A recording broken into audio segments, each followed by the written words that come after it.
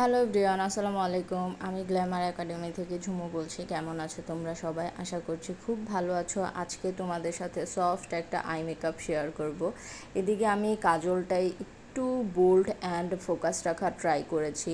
মানে যারা খুব মোটা করে বোল্ড করে কাজল পরতে পছন্দ করো তাদের জন্য আজকের এই আই মেকআপটা একদমই পারফেক্ট বলবো। আর এখন তো অলরেডি পূজার সিজন চলেই এসেছে, তো চাইলে পূজাতেও এই টাইপের আই লুকগুলো তোমরা রিক্রিয়েট করতে পারো। খুব হিবিজিবি কোনো কিছুই না। ফার্স্ট একটা বেস কালার নিয়ে লিডে অ্যান্ড লোয়ার পোর্শনটা খুব ভালোভাবে অ্যাপ্লাই করে নিয়েছি। দেন মোটা বোল্ড করে আমি লোয়ার পোর্শনটাতে কাজল দিয়ে, দেন ওপরটাতে তোমরা চাইলে কাজল দিয়েও ড্র্যাগ করতে পারো অ্যান্ড ব্ল্যাক কালার আইশ্যাডো দিয়েও ড্র্যাগ করে নিতে পারো একদমই র্যান্ডমলি। তোমরা ভিডিওতে দেখতে পাচ্ছ আমি কোনো স্পেসিফিকভাবে এটা করছি না, একদমই র্যান্ডমলি কমপ্লিট করছি। অ্যান্ড দেন সেম ফ্ল্যাট একটা ব্রাশ নিয়ে আমি লোয়ার পোর্শনটাতেও যেদিকে কাজল অ্যাপ্লাই করেছি সেদিকটাতে একটু কাজলটা স্মাচ করে দিচ্ছি অল্প একটু, মানে ব্ল্যাক কালার আইশ্যাডো নিয়ে। তাহলে হবে কি, এটা খুবই পার্মানেন্ট হবে অ্যান্ড দেখতেও খুবই পিগমেন্টেড হবে। অ্যান্ড এই কাজটা একটু সময় নিয়ে করতে হবে।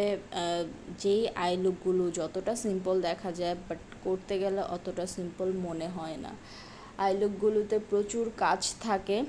অ্যান্ড লোয়ার পোর্শনটাতে দেখতে পাচ্ছ আমি কাজল টানার পর হালকা একটা উইং ক্রিয়েট করে নিয়েছি। আমার কাছে মনে হচ্ছে এটা ভালো লাগবে। তোমরা চাইলে যারা বোল্ড পছন্দ করো তারা শুধু এভাবেও রাখতে পারো, বাট আমার কাছে মনে হচ্ছে একটু উইং ক্রিয়েট করলে দেখতে একটু ডিফারেন্ট লাগবে।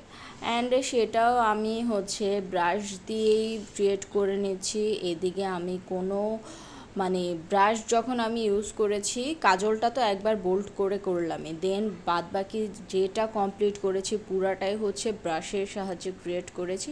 অ্যান্ড ওপরটাতে একটু গ্লিটার দিয়ে দিচ্ছি। তোমরা চাইলে এটা একদমই স্কিপ করতে পারো। আমার যেহেতু একটু শিমার একটু গ্লিটার বেশি পছন্দ, দ্যাটস ওয়াই আমি এই টেকনিকটা ফলো করেছি অ্যান্ড এই স্টেপটা ফলো করেছি। অ্যান্ড দেন আমি ল্যাশ আর মাস্কারা কমপ্লিট করে তোমাদের সামনে কেমন হয়েছে